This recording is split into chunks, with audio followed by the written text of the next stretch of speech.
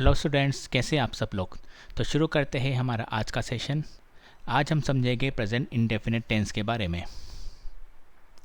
तो सबसे पहले इसकी पहचान। इस तरह के सेंटेंस के अंत में आता है ता है, ती है, ते है। कुछ एग्जाम्पल देखते हैं। वह क्रिकेट खेलता है, वह क्रिकेट खेलती है, वे क्रिकेट खेलते हैं। तो इस तरह के सेंटेंस कहलाते हैं प्रेजेंट इंडेफिनिट। सिंटेक्स। तो सिंटेक्स क्या होता है? जिस तरह मैथ्स में फॉर्मूला होता है किसी भी सवाल को सॉल्व करने का, उसी तरह यहाँ पे हम यूज़ कर रहे हैं सिंटेक्स किसी भी सेंटेंस को हिंदी से अंग्रेजी में ट्रांसलेट करने के लिए।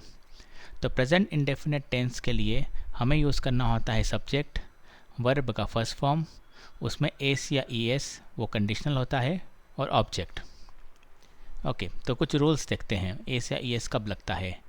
जब भी हमारा subject he, she, it, singular noun होता है तो हमें वर्ब के साथ एस या ई एस का प्रयोग करना पड़ता है। मतलब कि अगर एक वचन है या किसी एक व्यक्ति की बात हो रही है तो एस या ई एस का उपयोग होता है। इसके अलावा अगर हम यूज़ कर रहे हैं I, we, you, they, plural noun, तो हमें एस या ई एस लगाने की आवश्यकता नहीं है वर्ब के साथ। ओके, तो हेल्पिंग वर्ब में मैंने यहाँ लिखा है जो कि होता है डू और डस। और जब भी हम डू या डस का उपयोग करते हैं तो वर्ब में एस या ई एस नहीं लगता है। इसको हम बाद में देखेंगे क्योंकि ये यूज़ होगा हमारे इंट्रोगेटिव और नेगेटिव सेंटेंस के लिए। लेकिन अगर हमें अफर्मेटिव सेंटेंस बनाना है तो उसका सिंटेक्स बिल्कुल सिंपल है। सब्जेक्ट प्लस वर्ब का फर्स्ट फॉर्म, उसमें एस या ई एस और ऑब्जेक्ट।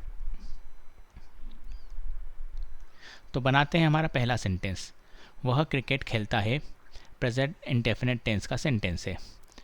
सब्जेक्ट क्या है यहाँ पे? वह के लिए हम यूज़ करेंगे ही। वर्ब का फर्स्ट फॉर्म खेलना, उसके लिए हम यूज़ करेंगे प्ले। लेकिन चूँकि यहाँ पे हमने ही यूज़ किया है तो हमें एस या ई एस का प्रयोग करना होता है, और प्ले के साथ हमेशा एस आता है। और ऑब्जेक्ट यहाँ पर है क्रिकेट। तो इस तरह से हमारा सेंटेंस बनेगा ही प्लेस क्रिकेट। ही हमारा सब्जेक्ट है, प्लेस हमारा वर्ब का फर्स्ट फॉर्म में एस लगाया है, और ऑब्जेक्ट है क्रिकेट। एक और सेंटेंस देखते हैं हम। वह क्रिकेट खेलती है। खेलती है गर्ल के लिए है, तो वह हमारा सब्जेक्ट होगा जो कि होगा शी। खेलने के लिए होगा प्ले, उसमें हम एस लगाएंगे, और ऑब्जेक्ट होगा हमारा यहाँ क्रिकेट। तो सेंटेंस हमारा बनेगा शी प्लेस क्रिकेट। तीसरा सेंटेंस हम देखते हैं। वे क्रिकेट खेलते हैं। दे सब्जेक्ट है हमारा, उसके लिए हम यूज़ करेंगे दे। वर्ब का फर्स्ट फॉर्म प्ले, और दे के साथ हमें एस या ई एस लगाने की आवश्यकता नहीं है, तो हम वर्ब का फर्स्ट फॉर्म यूज़ करेंगे जो कि प्ले होगा। और अंत में आता है ऑब्जेक्ट जो कि है क्रिकेट। हमारा सेंटेंस कुछ इस तरह से बनेगा, दे प्ले क्रिकेट। कुछ और एग्जाम्पल देखते हैं। हम पानी पीते हैं। We drink water. अनिका गाना गाती है। Anika sings a song. तुम खाना खाते हो। है की जगह हो का उपयोग भी हो सकता है, जो आप इस सेंटेंस में देख सकते हैं, लेकिन ये एग्जाम्पल है प्रेजेंट इंडेफिनिट टेंस का ही। तुम खाना खाते हो, यू ईट फूड। आरव और कियान स्कूल जाते हैं। Aarav and Kiyan go to school. अब आप कहेंगे कि यहाँ पे हमने किसी का नाम यूज़ किया है तो गो के साथ हमने एस या ई एस क्यों नहीं लगाया है? क्योंकि यहाँ पर दो बच्चों की बात हो रही है, आरव और कियान, तो ये बहुवचन हो गया। तो सिर्फ सिंगुलर नाउन के साथ ही हम एस या ई एस का प्रयोग करते हैं, प्लूरल नाउन के साथ उपयोग नहीं करते। मतलब कि अगर एक से ज़्यादा लोगों का यहाँ पर उपयोग हुआ है तो हम वर्ब का फर्स्ट फॉर्म यूज़ करेंगे। इसीलिए हमारा जो सेंटेंस बना है Aarav and Kiyan go to school. ये इतना सिंपल है। तो अभी तक जो हमने देखे थे वो थे हमारे अफर्मेटिव सेंटेंस, जिसे कि सकारात्मक वाक्य कहा जाता है।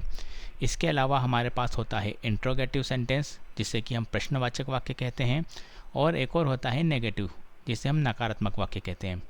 एग्जाम्पल्स की तरह इन तीनों सेंटेंस को समझने की कोशिश करते हैं। अगर हम लिखते हैं तुम खाना खाते हो, तो ये एक एग्जाम्पल है अफर्मेटिव सेंटेंस का, सकारात्मक वाक्य का।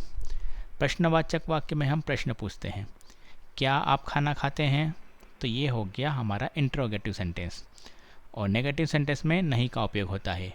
तुम खाना नहीं खाते हो, तो ये है हमारा नेगेटिव सेंटेंस का एग्जाम्पल। तो अफर्मेटिव सेंटेंस के एग्जांपल हमने अभी देखे हैं। तो शुरू करते हैं हमारा नेक्स्ट इंट्रोगेटिव सेंटेंस, जो कि होता है प्रश्नवाचक वाक्य।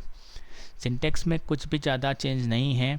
सब्जेक्ट, वर्ब का फर्स्ट फॉर्म और ऑब्जेक्ट तो हम यूज़ करेंगे ही, लेकिन आपको याद होगा मैंने कहा था कि इसके अंदर भी हेल्पिंग वर्ब होती है। तो वो हेल्पिंग वर्ब जो मैंने कही थी डू या डस, उनका प्रयोग इंट्रोगेटिव सेंटेंस में होता है। और प्रश्नवाचक वाक्य के अंदर डू या डस का प्रयोग हमें पहले करना होता है।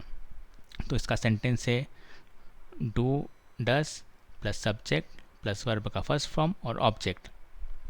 डू या डस का प्रयोग करने पर हमें वर्ब का साथ एस या ईएस का प्रयोग नहीं करना होता है। अच्छा, अब डू और डस का प्रयोग कब होगा? तो सिंपल है, ही, शी, इट सिंगुलर नाउन, किसी एक व्यक्ति की बात कर रहे हैं तो डस का प्रयोग होगा। और I, we, you, they plural noun और एक से अधिक व्यक्ति की बात हो रही है तो डू लगेगा। और डू या डस जब भी लगाएंगे वर्ब के साथ एस या ईएस का प्रयोग नहीं करेंगे। तो समझते हैं इसे एक एग्जाम्पल की मदद से। क्या आप खाना खाते हैं? तो देखिए, सबसे पहले हम लिखेंगे डू यू ईट फूड। तो डू हो गया हमारा स्टार्ट में, सब्जेक्ट हो गया यू, वर्ब का फर्स्ट फॉर्म ईट और फूड हो गया ऑब्जेक्ट। तो डू यू ईट फूड, क्या आप खाना खाते हैं? क्या वह स्कूल जाता है? Does he go to school? Does का उपयोग इसलिए किया है क्योंकि यहाँ पे ही है। तो क्या वह स्कूल जाता है? Does he go to school? क्या अनन्या तेज दौड़ती है? Does Ananya run fast? तो ये कुछ है हमारे सेंटेंस जो कि है इंटरोगेटिव सेंटेंस।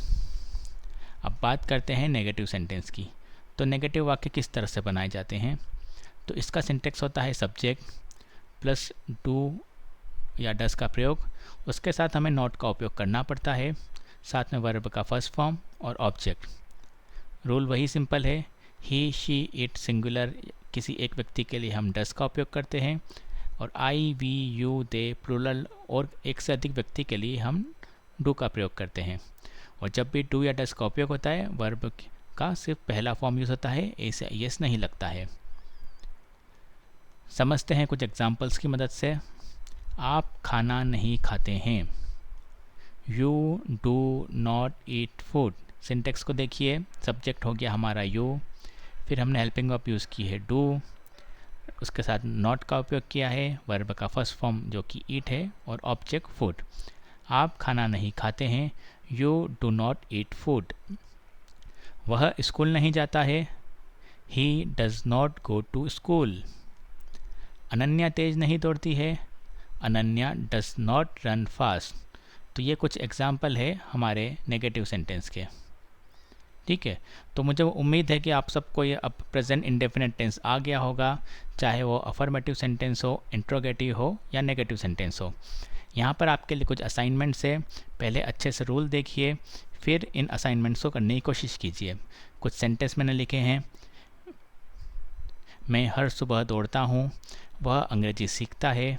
बच्चे खेलते हैं। हम चाय पीते हैं। तुम किताब पढ़ते हो। वे फिल्म देखते हैं। ये सारे के सारे प्रेजेंट इंडेफिनिट टेंस के एग्जाम्पल्स है और ये सारे अफर्मेटिव सेंटेंस है। तो जो पहला रूल बताया था आपको, उसी रूल को आपको यूज़ करना है। आपको सब्जेक्ट प्लस वर्ब का फर्स्ट फॉर्म, उसमें एस या ईएस कंडीशनल और ऑब्जेक्ट का यूज़ करके इन सेंटेंस को बनाना है। तो आप इन सेंटेंस को बनाइए और बना के आप कमेंट सेक्शन में भेजिए, मैं उन्हें चेक करने की कोशिश करूँगा। और अगर आपको इससे रिलेटेड कुछ भी डाउट है तो कृपया मुझे बताइए, हम उसे सॉल्व करने की कोशिश करेंगे। तो आज की क्लास के लिए इतना ही, धन्यवाद।